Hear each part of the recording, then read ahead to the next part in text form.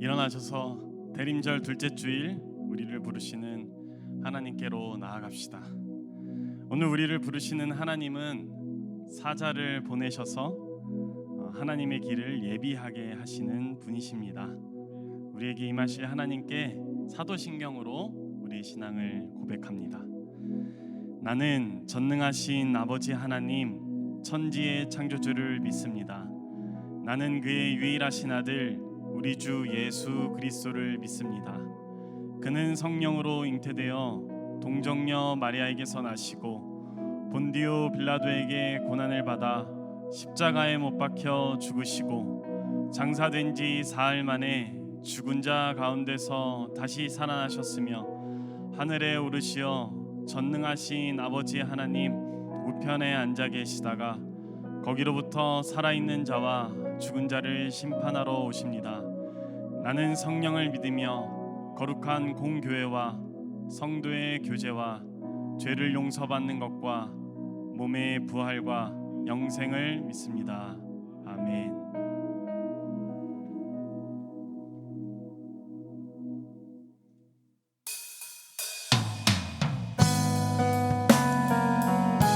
네, 우리 시간 기쁜 마음으로 우리에게 임할 하나님의 나라를 고대하며 함께 찬양하며 나아갑니다.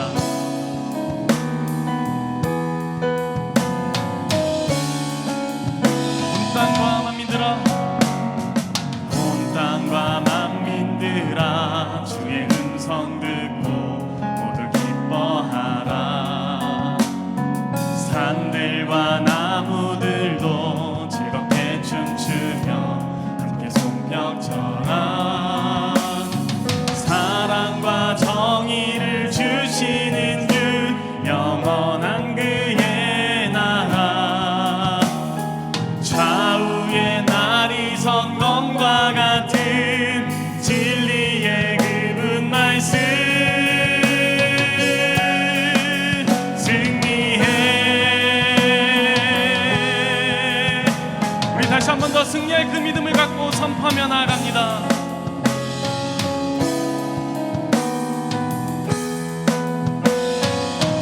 땅들아 기뻐하라. 땅들아 기뻐하라. 주인 구하시러 주님 오신다네. 십자가 구원으로 우린 물리쳤네. 어둠의 세력을 사랑과 정의를 주시는 주, 영원한 그의 나라.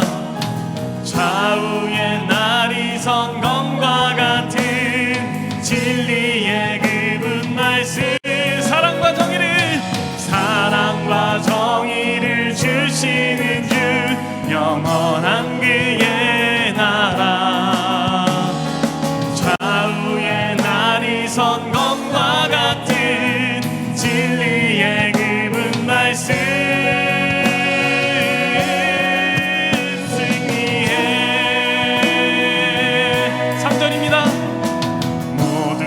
소리 높여 주님 찬양해. 힘있게 찬양해. 외치세 온 세상에 열방과 만민을 주가 통치하네. 사랑과 정의를 주시는 주, 영원한 그의 나라. 좌우의 날이 성검과 같은 진리의 그분 말씀. 사랑과 정의를 주시는 주, 영원한 그의 나라. 좌우의 날이 성검과 같은 진리의 그분 말씀 승리해.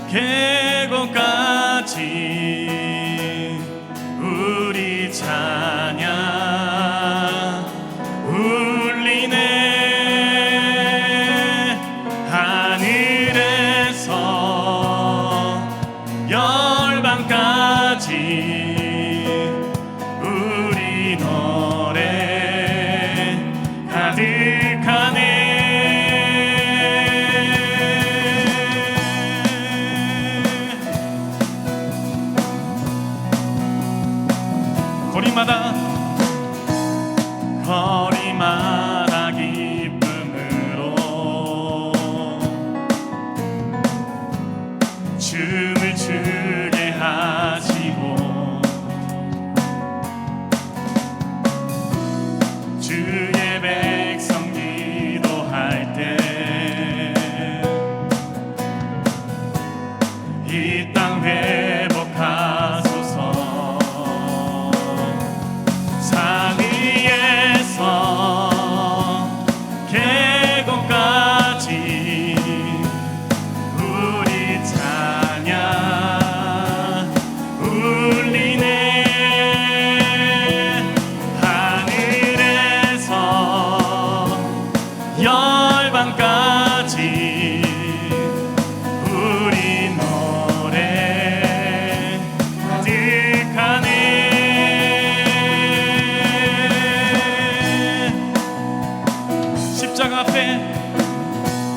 십자가 앞에 행할 때 주의 빛 비추시고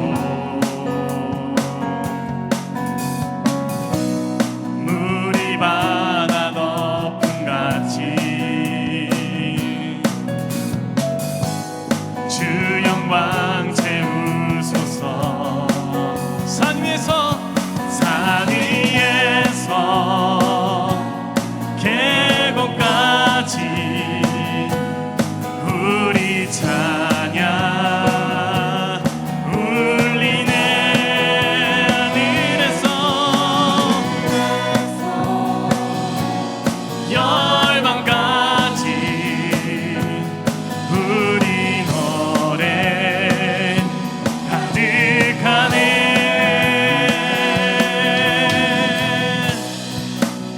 할렐루야 할렐루야 할렐루야 할렐루야 할렐루야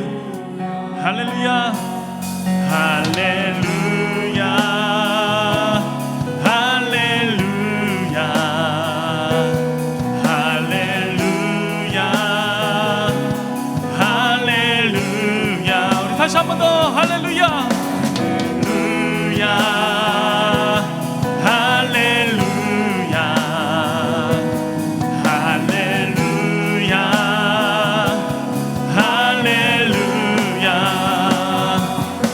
할렐루야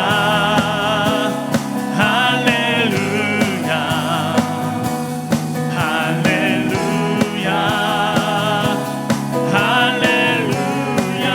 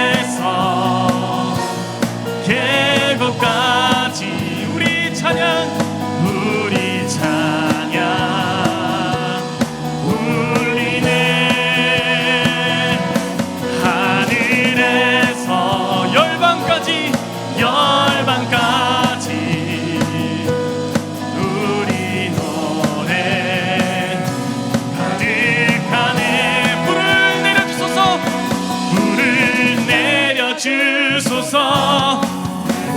성령의 불을 죽어진 영혼 살릴 수 있도록 나를 태워주소서. 제단 위에 나를 드리니 열방의 불로 세우소서. 나는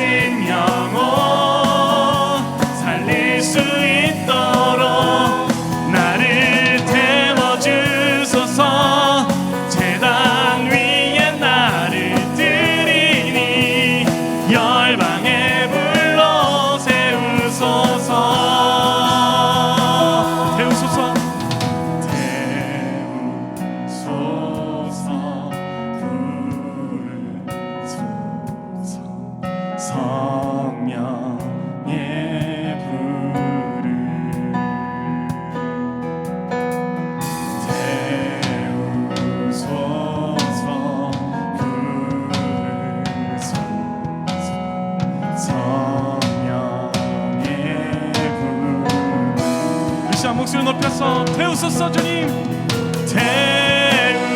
태우소서 불소서 성령의 불을 우리 한 번 더 태우소서 태우소서 불소서 성령의 불을 다 함께 불을 내려주소서 내게 성령의 불을 죽어진 영혼 살릴 수 있도록 나를 태워주소서 제단 위에 나를 드리니 열방의 불로 세우소서 우리 마지막으로 불을 내려주소서 내게 성령의 불을 죽어진 영혼 살릴 수 있도록 나를 태워주소서 제단 위에 나를 드리니 열방의 불로 세우소서 할렐루야 우리를 살리실 주님께 박수를 영광 올려드립니다. 주님 우리 가운데 정결함을 허락하시고 새 길을 예비할 수 있도록 우리 가운데 성령으로 하소서.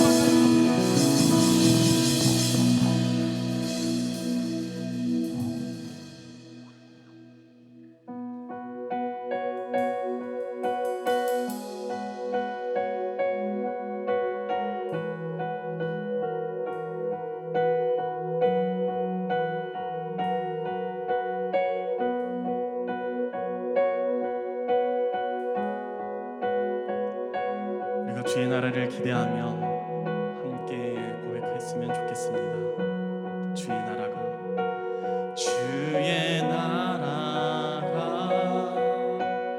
임할 때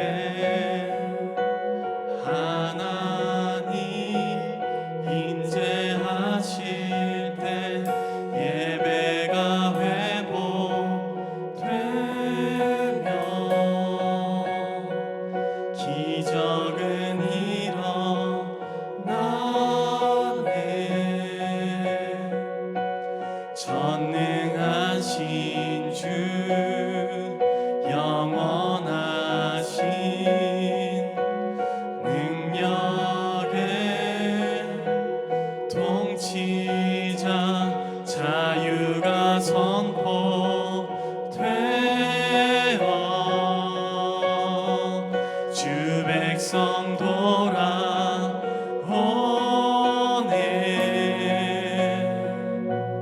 하나님 나라 임하소서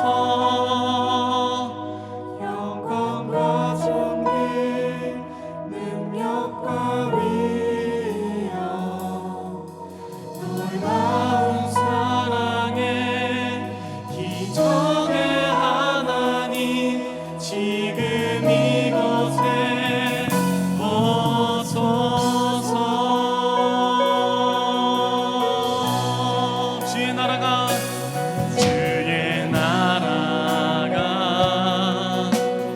임할 때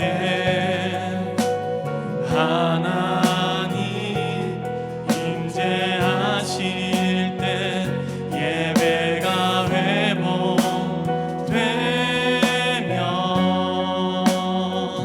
기적은 일어나네 전능하신 주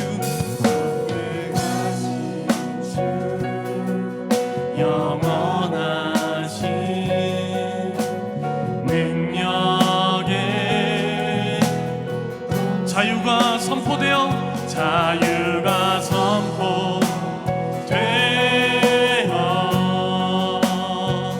주 백성 돌아오네 하나님 나라 임하소서 영광과 존귀 능력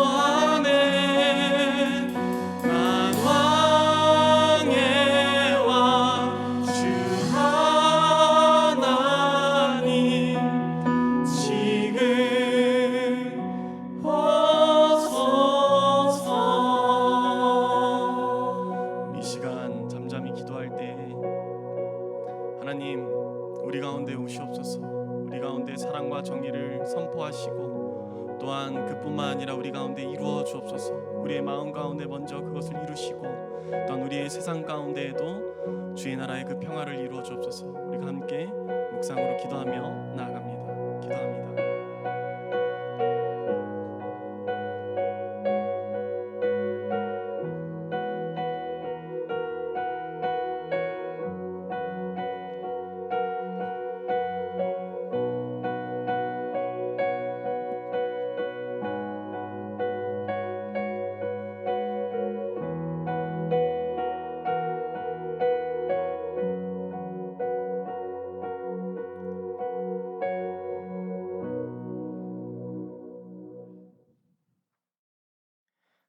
오늘도 우리를 이 자리로 오시게 하시고 우리를 하나로 불러주심에 감사드립니다. 우리가 이 자리에 모인 이유는 오직 주님께 찬양과 경배드리기 위해 나왔습니다. 하지만 우리의 몸과 마음은 연약하여 두 가지의 마음을 품고 주님을 나의 주인이 아닌 내가 주인이 되고 세상의 것을 주님보다 더 사랑하며 주님을 신뢰하지 못하고 두려운 것이 너무나도 많습니다. 이런 연약한 우리를 돌보시고 능력 주시어 빛이 어둠을 이기는 것처럼 우리가 세상 가운데 빛과 소금의 역할을 감당하시고 땅끝까지 이르러 주님의 증인이 되게 하여 주소서. 주님, 지금 많은 어려움을 겪고 있는 우리나라를 위해 기도합니다. 현재 많은 사람들이 불안해하며 잠을 설치고 한치 앞도 볼 수 없는 곳으로 한 발 한 발 내디디며 어디로 가는지 무엇을 하는지조차 모르는 현재 상황 속에서 우리가 무엇을 해야 할지, 무슨 마음을 가져야 할지 아무것도 모르는 상황입니다. 우리가 그리스도인으로 살면서도 한 나라의 국민으로 살아갈 때 지혜 주시고 용기 주시어 예수님이라면 어떻게 하셨을까를 생각하며 우리의 말과 행동이 그리스도인으로서 혹은 작은 예수로 살아갈 때 지식이 아닌 지혜로 살아갈 수 있게 우리에게 지혜 내려 주시옵소서. 오늘 예배를 준비하는 모든 이들이 지치지 않고 주님을 위해 예배드리고 먼저 준비할 수 있는 자들 되어서 주님이 기뻐하시는 예배 되게 하여 주시옵소서. 오늘 설교해 주실 남기훈 목사님에게도 영육간의 강건함을 주시고 말씀 선포하실 때에 우리의 귀가 열리고 마음이 열려서 주님의 말씀을 내 삶에 적용하며 살아가는 정령교회 청년들 되게 하여 주시옵소서. 우리를 사랑하사 독생자 예수를 보내시어 보혜사 성령을 보내주신 예수님의 이름으로 기도드리며 이제 다 함께 주님께서 가르쳐 주신 기도로 기도합니다. 하늘에 계신 우리 아버지, 아버지의 이름을 거룩하게 하시며 아버지의 나라가 오게 하시며 아버지의 뜻이 하늘에서 같이 땅에서도 이루어지게 하소서. 오늘 우리에게 일용할 양식을 주시고 우리가 우리에게 잘못한 사람을 용서하여 준 것 같이 우리 죄를 용서하여 주시고 우리를 시험에 빠지지 않게 하시고 악에서 구하소서. 나라와 권능과 영광이 영원히 아버지의 것입니다. 아멘.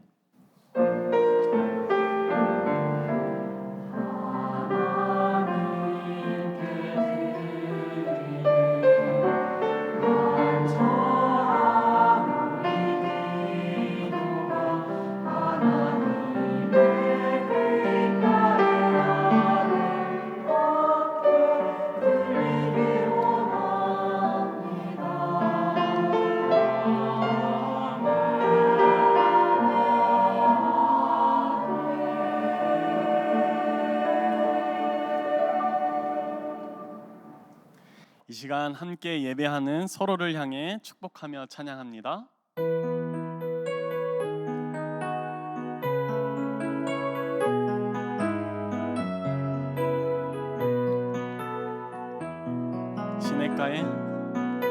시냇가에 심겨진 나무들처럼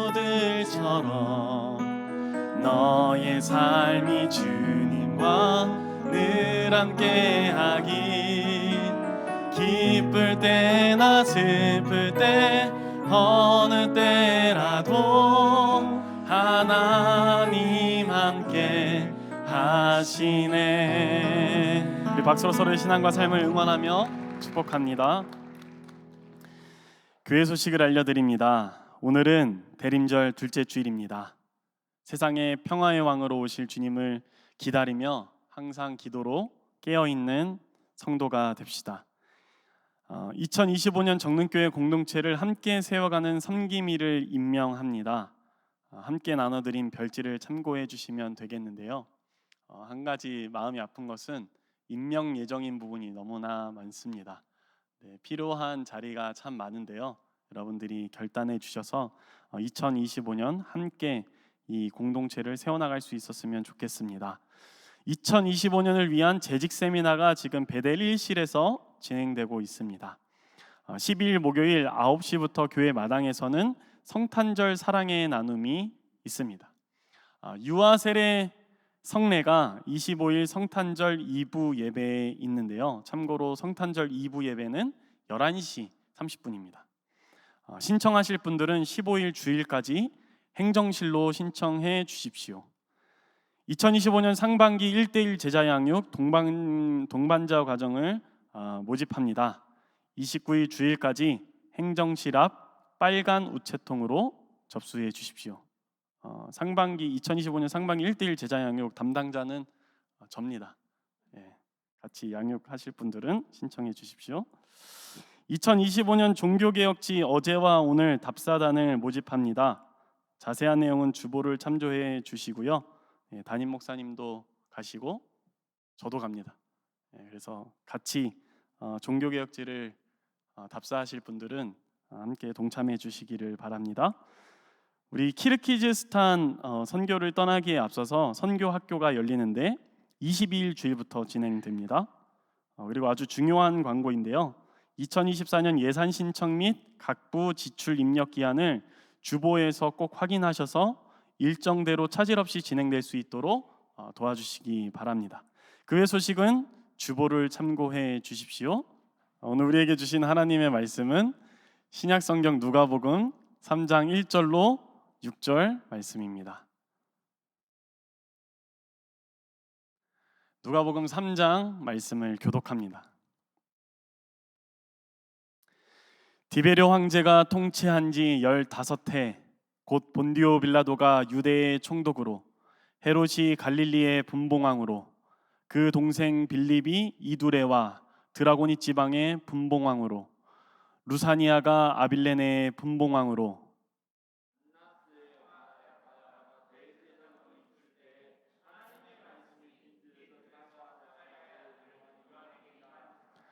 요한이 요단강 부근 각처에 와서 죄사함을 받게 하는 회개의 세례를 전파하니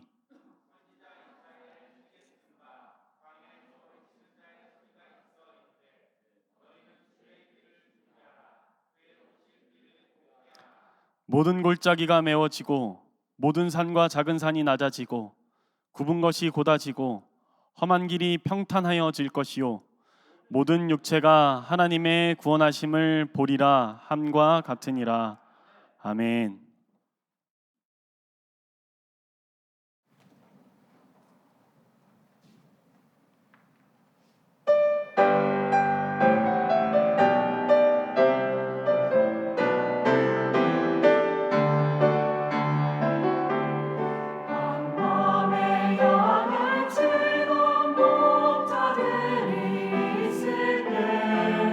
천사들 찬미 소리가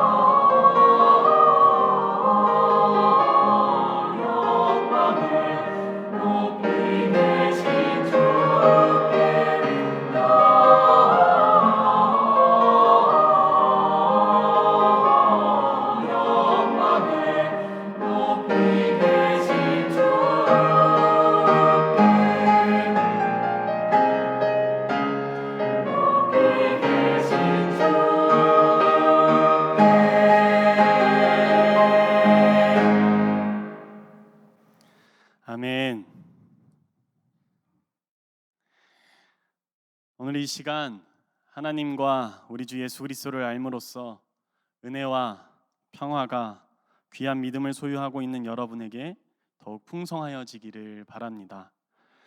여기 있는 여러분 가운데 누구에게나 귀히 여기는 사람이 한 사람쯤은 있으리라 생각합니다.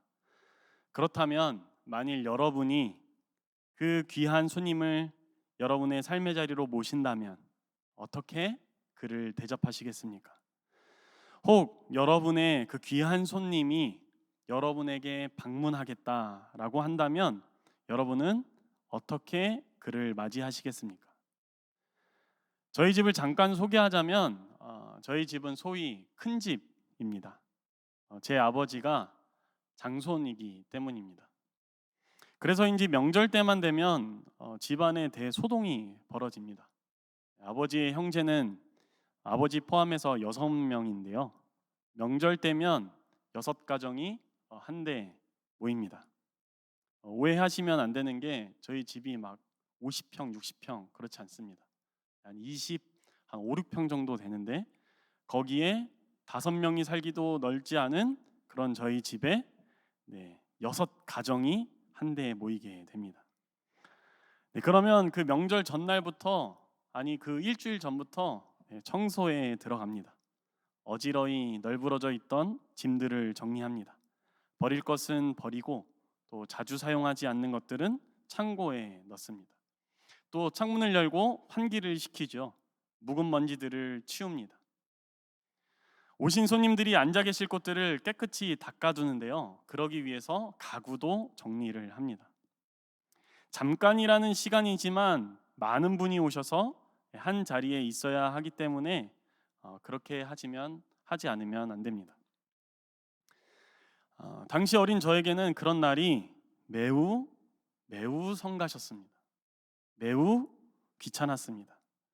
그 오래된 짐들은 오히려 저에게 안정감을 주었거든요.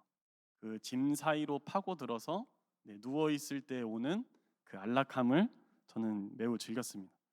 그래서 때로는 명절이 오는 것이 굉장히 싫었습니다. 한 번은 저희 집이 아니라 좀 다른 집에 가서 그게 아니라면 집 안이 아니라 좀 집 밖에서 식당에서 모이면 안 되냐고 부모님께 투정을 부렸던 적도 있었습니다. 그런데 이제 와서 그날들을 떠올려 보니 1년에 한두 번 그 손님이 오시는 것을 핑계로 집안 대청소를 할 수 있었으니 유익한 것이 아니었나 그런 생각을 해봅니다.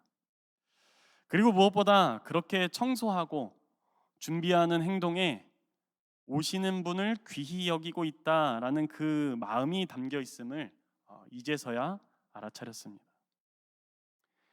계시록 22장 20절 말씀에 보면 우리 주 그리스도 예수께서는 내가 진실로 속히 오리라 그렇게 말씀하셨습니다. 그리고 그것을 믿는 이들은 마라나타 아멘 주 예수여 오시옵소서 하고 화답했습니다. 오늘을 사는 우리도 우리에게 오리라고 말씀하시는 그 예수님을 믿는 믿음으로 마라나타라고 외치고자 한다면 우리는 어떻게 그것을 준비할 수 있을까요? 어떻게 주의 오심을 예비할 수가 있을까요? 우리가 어떻게 하는 것이 우리 삶에 찾아오신다는 그 주님을 우리의 마음을 다하여서 준비하는 게 될까요? 그러한 준비를 해야 됨에도 불구하고 오늘 우리가 처한 이 삶의 현실을 바라보자면 어떻게 준비해야 할까라는 방법적인 것을 생각할 겨를이 없습니다. 어떻게 해야 하는지라는 그 고민도 에너지가 있어야 할 수 있는 것 아닙니까? 그 누군가를 위하는 그 생각도 고민도 어느 정도 여유가 있어야 숨을 쉴 수 있는 그 시간과 공간이 있어야 하는 것 아닌가요? 하지만 오늘 우리가 살고 있는 이 삶에는 그러한 여유가 없어 보입니다. 5일 전 우리나라의 11번째 비상계엄령이 선포되었습니다. 2024년 12월 3일 화요일 오후 10시 28분 대한민국의 국가 원수는 비상계엄령을 선포했습니다. 그리고 40분 뒤에 계엄사령부 포고령 제1호를 발표했습니다. 비상계엄령이 무엇인지 아십니까? 제 인생 중에는 첫 번째 있는 비상계엄령인데요. 대한민국 계엄법 제2조 2항에 따르면 비상계엄은 대통령이 전시, 사변 또는 이에 준하는 국가 비상사태 시 적과 교전 상태에 있거나 사회 질서가 극도로 교란되어 행정 및 사법 기능의 수행이 현저히 곤란한 경우, 그때 군사상 필요에 따르거나 공공의 안녕 질서를 유지하기 위하여 선포하는 법입니다. 제가 우리 사회에 관심이 부족한 탓인지 몰라도 오늘 우리가 사는 2024년 12월에 왜 이 법이 되어야 했었는지 의아합니다. 그래서 그날 계엄사령부 포고령 제1호의 내용을 한번 찾아보았는데요. 이미 아시는 분들도 있겠지만 소개해드립니다. 하나, 국회와 지방의회 정당의 활동과 정치적 결사, 집회, 시위 등 일체의 정치 활동을 금한다. 둘, 자유민주주의 체제를 부정하거나 전복을 기도하는 일체의 행위를 금하고 가짜뉴스, 여론조작, 허위선동을 금한다. 셋, 모든 언론과 출판은 계엄사의 통제를 받는다. 넷, 사회 혼란을 조장하는 파업, 태업, 집회 행위를 금한다. 다섯, 전공의를 비롯하여 파업 중이거나 의료 현장을 이탈한 모든 의료인은 48시간 내에 본업에 복귀하여 충실히 근무하고 위반 시에는 계엄법에 의하여 처단한다. 여섯, 반국가 세력 등 체제 전복 세력을 제외한 선량한 일반 국민들은 일상생활에 불편을 최소화할 수 있도록 조치한다. 이상의 포고령 위반자에 대해서는 계엄법에 의하여 영장 없이 체포, 구금, 압수수색을 할 수 있으며 계엄법에 의하여 처단한다. 간단히 하자면 대통령의 말에 순응하지 아니하는 자들은 무력으로 처단하겠다 말입니다. 그러나 더 모르겠는 것은 누가 국가의 적이고 누가 사회 질서를 어지럽히고 있는 대상인지 알 수가 없습니다. 다행인지 불행인지 비상계엄령은 국회의 비상계엄 해제 요구 결의안이 가결됨에 따라 2시간 1분 만에 법적 효력을 상실했고 대통령실에서 계엄 해제를 발표하고 국무회의 의결로 이 계엄의 해프닝은 6시간 만에 완전히 종료되었습니다. 여러분은 어떠셨습니까? 저는 이 일을 경험하면서 처음에는 두려웠습니다. 정말 영화에서 보거나 아버지, 어머니 혹은 할머니로부터 전해 내려와서 듣기만 했던 그 칼과 총으로 이 나라를 다스리는 날이 왔구나 라는 생각이 들었기 때문입니다. 그러나 이 사건이 6시간 만에 종결되는 것을 보면서 또 다른 생각이 들었습니다. 국가 원수의 입장에서 우리나라에 정말 필요하다고 판단될 시에는 계엄령을 선포할 수 있겠다. 그런데 그 한 번의 행동이 일으킬 파장은 알고 있었을까? 라는 생각입니다. 이 사건으로 우리나라 경제는 얼어붙어 버렸습니다. 정치는 혼란에 빠졌습니다. 사회는 비탄에 빠져 버렸습니다. 이러한 사회 현실 앞에 예수 그리스도를 믿는 우리는, 예수 그리스도의 오심을 소망하는 우리는 과연 무엇을 할 수 있을까요? 1세기 팔레스타인 지역에도 21세기 대한민국과 같은 일들이 벌어지고 있었습니다. 아니, 오늘 우리보다 훨씬 더 암울했을 것이다 생각해 봅니다. 본문 1절입니다. 디베료 황제가 통치한 지 15해, 곧 본디오 빌라도가 유대의 총독으로, 헤롯이 갈릴리의 분봉왕으로, 그 동생 빌립이 이두레와 드라고닛 지방의 분봉왕으로, 루사니아가 아빌레네의 분봉왕으로. 오늘 성경은 당시 정치적인 상황을 우리에게 들려주고 있습니다. 그때 세계 패권을 장악하던 나라는 로마 제국이었고 그 제국의 황제는 티베리우스였습니다. 티베리우스는 반역과 폭동으로 인해 수많은 재판을 감행했으며 전대미문의 공포 정치를 펼쳤던 황제였습니다. 그렇다면 로마로부터 파견되어 유대 지역을 통치했던 총독 빌라도는 어떤 사람이었습니까? 지금까지 남아있는 유대 자료에서는 그를 아주 완고하고 고집과 무자비함이 뒤섞인 사람으로 그렇게 치부하고 있습니다.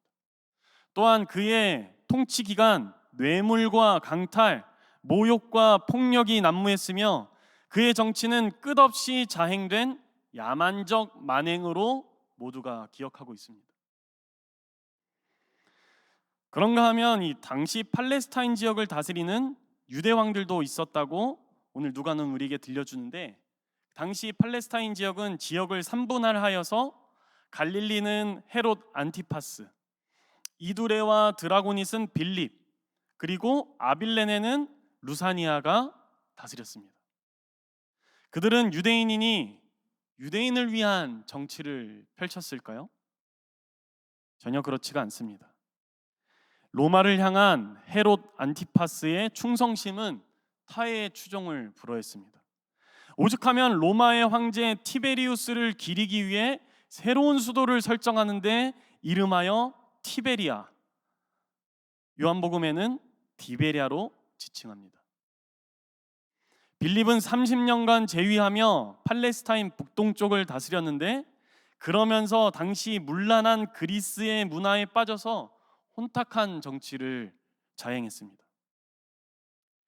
루사니아에 대한 자세한 기록은 없지만 그가 빌립과 함께 지금 소개되고 있다는 이 장면에서, 이 지점에서 그가 빌립과 같이 동일한 형태의 정치를 보여주었다고 추측해 볼 수 있습니다. 왜냐하면 아빌레네라는 지역이 갈릴리 바다 북쪽에 이방 지역과 붙어 있는 지역이기 때문입니다.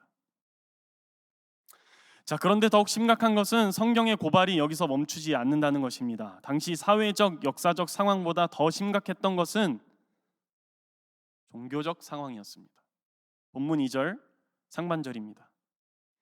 안나스와 가야바가 대제사장으로 있을 때에, 당시에 대제사장 안나스의 종교적 영향력은 어마어마했습니다. 안나스에 이어 그의 다섯 아들과 사위 가야바까지 대제사장직을 맡았는데, 그런데 기록에 따르면 가야바가 대제사장에 있을 때에도, 가야바가 대제사장이었을 시절에도 안나스의 영향력은 팔레스타인에서 줄어들지 않았었습니다. 그러니까 안나스는 대제사장이지만 왕이라고 해도 무방할 정도의 막강한 영향력과 권력을 쥐고 있었다라는 말입니다.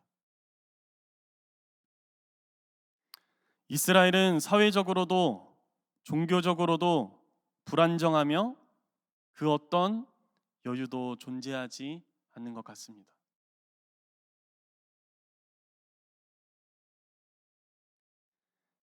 폭력과 억압, 사람들의 숨통을 짓누르고 있을 때, 세상은 온통 어두워져 가고 암울해지고 있을 그때, 사회와 정치가 혼란하고 종교마저도 희망의 빛을 잃어갈 때, 사람들은 그 어디에서도 소망을 찾을 수 없던 그때, 바로 그때 하나님께서 세례 요한 가운데 임하셨다, 그렇게 성경은 우리에게 말합니다. 본문 1절로 2절입니다.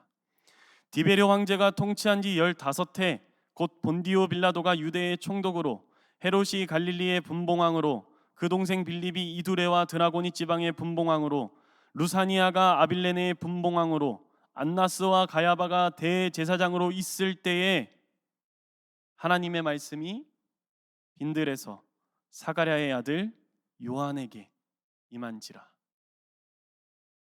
뒤이어 성경은 요한에게 하나님의 말씀이 임한 사건을 하나님께서 선지자 이사야를 부르신 사건과 같은 선상에 놓고 이야기하고 있습니다. 본문 4절로 6절입니다. 선지자 이사야의 책에 쓴 바, 광야에서 외치는 자의 소리가 있어 이르되 너희는 주의 길을 준비하라, 그의 오실 길을 곧게 하라. 모든 골짜기가 메워지고 모든 산과 작은 산이 낮아지고 굽은 것이 곧아지고 험한 길이 평탄하여질 것이요 모든 육체가 하나님의 구원하심을 보리라 함과 같으니라. 아멘.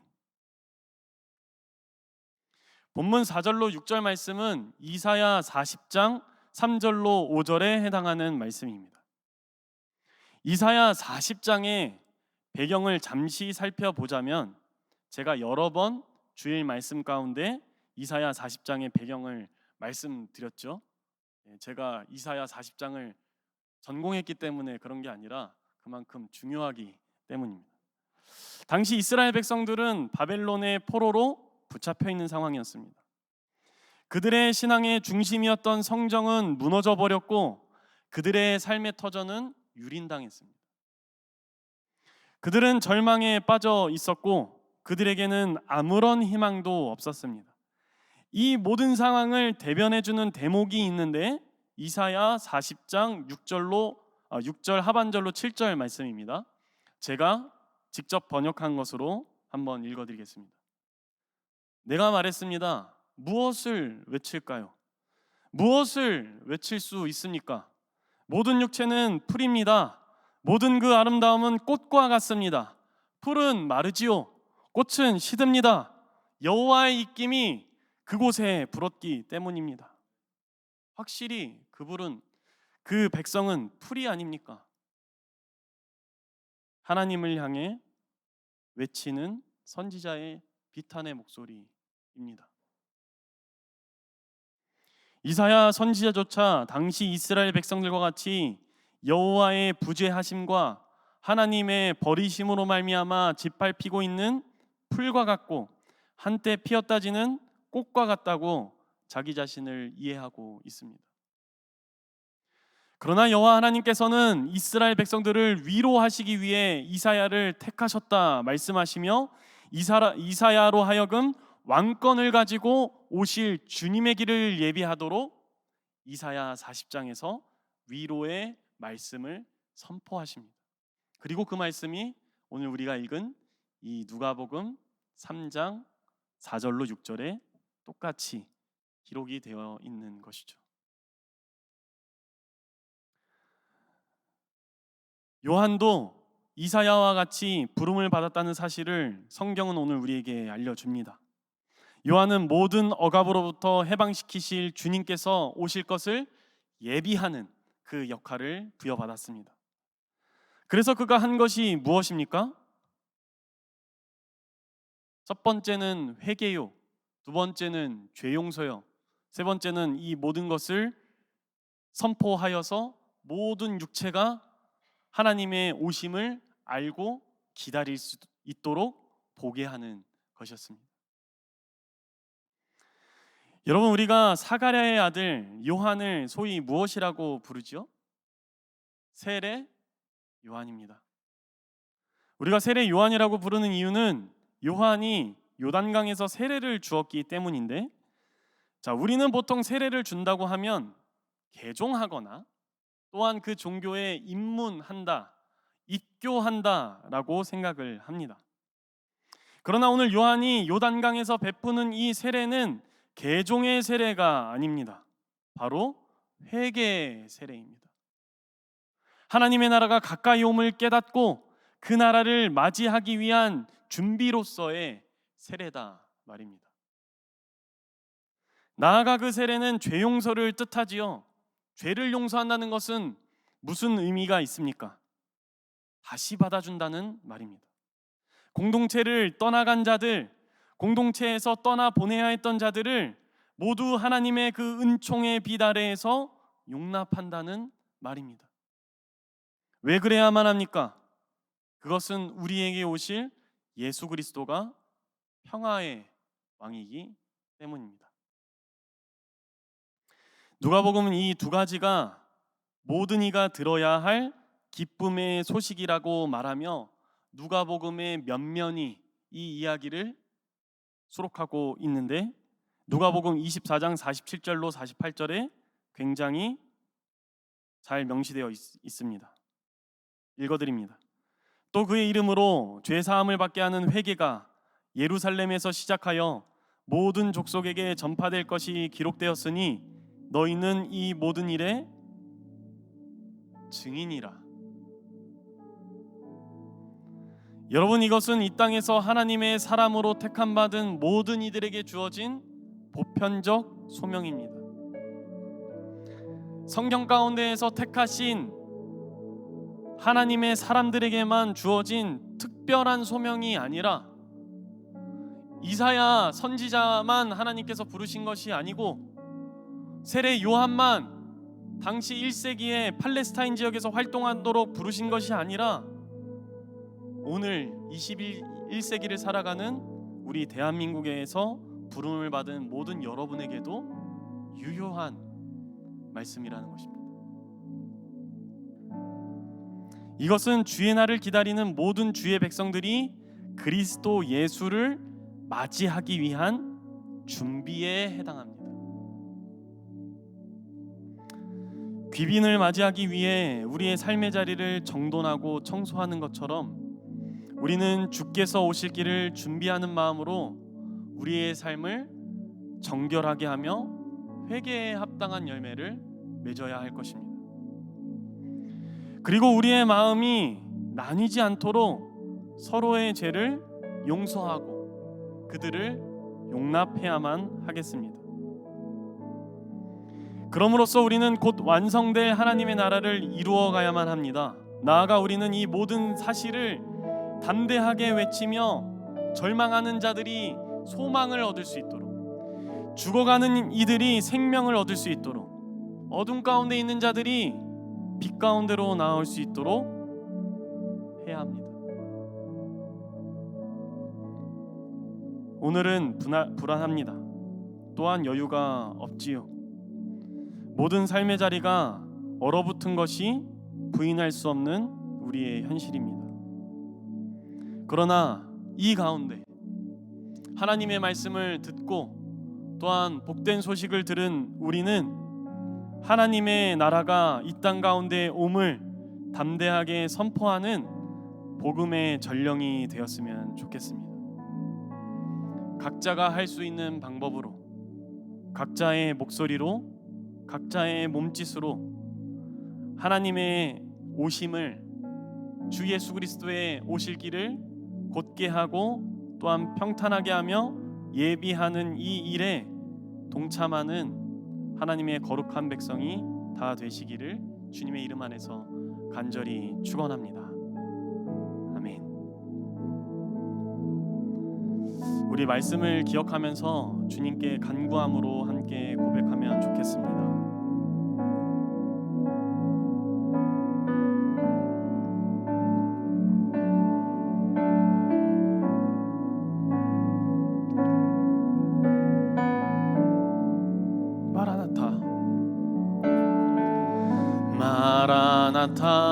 마라나타 주 예수여 어서 오시옵소서.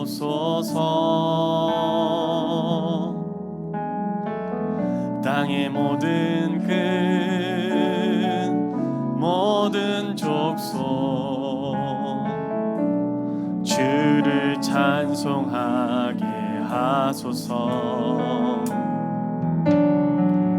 마라나타 주 예수여 어서 오시옵소서. 모든 열방이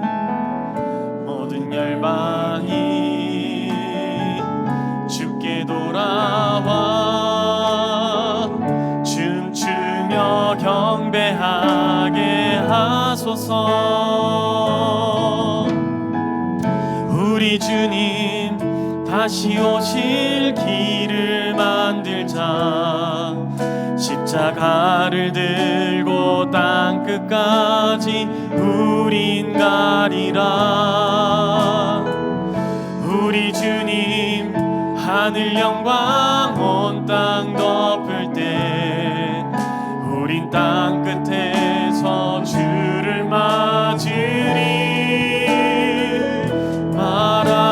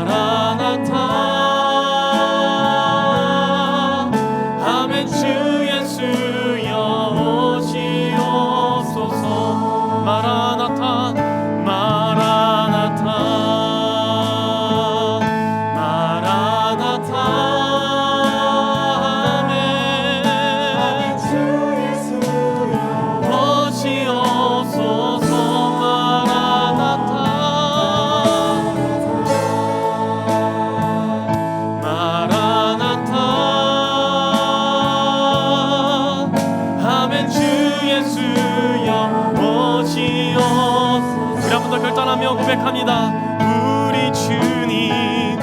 우리 주님 다시 오실 길을 만들자. 십자가를 들고 땅 끝까지 우린 가리라. 우리 주님 하늘 영광 온 땅 덮을 때 우린 땅 끝에서 주를 맞으리. 마라나타 마라나타 하면 주 예수여 오시옵소서. 마라나타 마라나타 아멘. 주 예수여 오시. 우리 한 번 더 선포합니다. 마라나타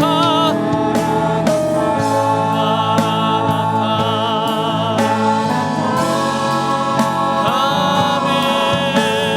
주 예수여 오시옵소서. 마라나타 마라나타 아멘. 주 예수여 오시옵소서. 우리 이 시간 말씀을 기억하며 함께 결단했으면 좋겠습니다. 주님, 우리의 삶이 녹록지 않고 또한 우리의 삶이 뜻대로 되지 않으며 오늘 하루를 살 때에 우리를 억누르고 우리의 삶을 짓밟는 것들이 너무나도 많습니다. 그러나 주님, 이 가운데서 우리가 소망을 저버리지 않게 하시고 우리에게 다시 오신다는 그 주님을 기억하며 우리가 주의 오실 길을 예비하며 준비하는 기쁨의 전령들이 되게 하여 주옵소서. 우리가 할 수 있는 것으로, 우리가 삶의 자리에서 할 수 있는 것으로 주의 오심을 선포하며 외치며 모든 육체가 주의 오심을 바라보며 준비하며 기다리는 그러한 일들이 우리 가운데 일어날 수 있도록 우리를 사용하여 주옵소서. 함께 결단함으로 기도하며 나아갑니다. 기도합니다. 오 하나님 아버지, 우리의 삶의 현실을 바라봅니다. 아버지 하나님, 우리의 삶의 현실이 아버지 하나님 1세기 주님께서 처음 오실 그때와 별반 다르지 않습니다. 아버지 하나님, 우리의 삶은 아버지 하나님 정말 녹록지 않고 아버지 하나님 모든 사람들이 비탄에 빠져 있으며 아버지 하나님 억눌린 상황 가운데에서 하루하루를 근근히 살아가고 있습니다. 아버지 하나님, 청년으로 살아가는 우리들 또한 마찬가지입니다. 아버지 하나님, 정말 세상과 싸워 이길 힘이 우리에게 없습니다.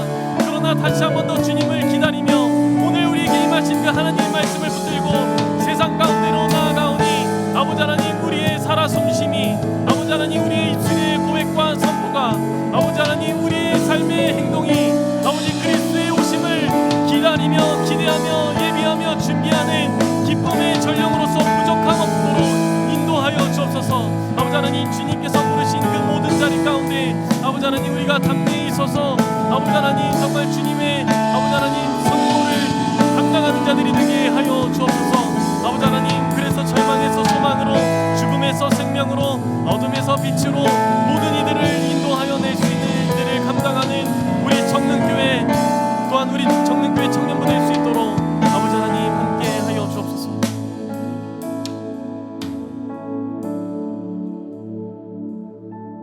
만유의 주님, 열방의 하나님, 뒤틀리고 뒤섞인 오늘 우리의 현실을 외면하지 말아 주옵소서.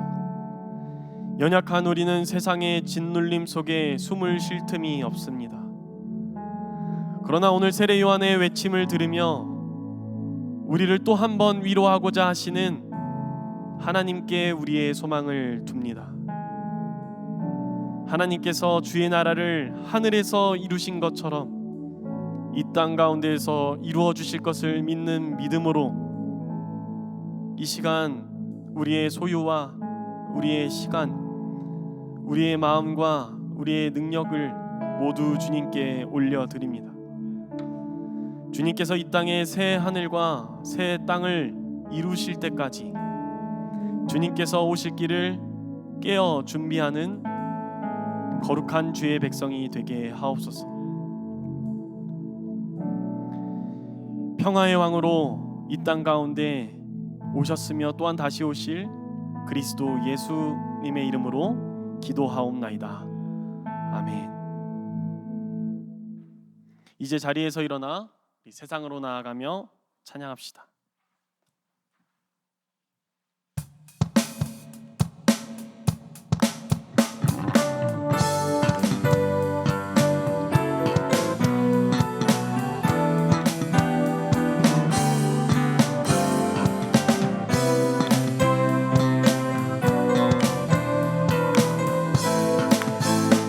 감사드리세 감사드리세 우리 주께 크신 사랑 베푸셨네. 찬양드리세 어린 양께 영원히 감사드리세 우리 주께 크신 사랑 베푸셨네.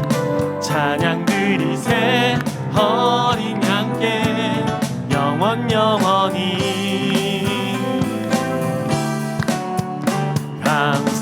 감사해 고통과 눈물 없는 곳 열어주시리. 감사해 모든 만물 새롭게 되는 그날 주시니. 그날에 열방과 모든 민족들 주 찬양하리. 새하늘과 새 땅에 그날 기뻐 노래하리. 할렐루야 할렐루야. 그러므로 여러분, 우리의 하나님의 나라를 준비하며 기쁨으로 외칩시다. 우리의 외침으로 모든 이들이 하나님의 생명을 기대하며 소망을 얻게 될 것입니다. 주 예수 그리스도의 은혜와 하나님의 사랑과 성령의 사귐이 주의 날을 고대하며 또한 주의 날을 준비하는 여기 모인 모든 이들의 삶의 자리 가운데 이제와 영원히 함께 하시기를 간절히 축원하옵나이다. 아멘.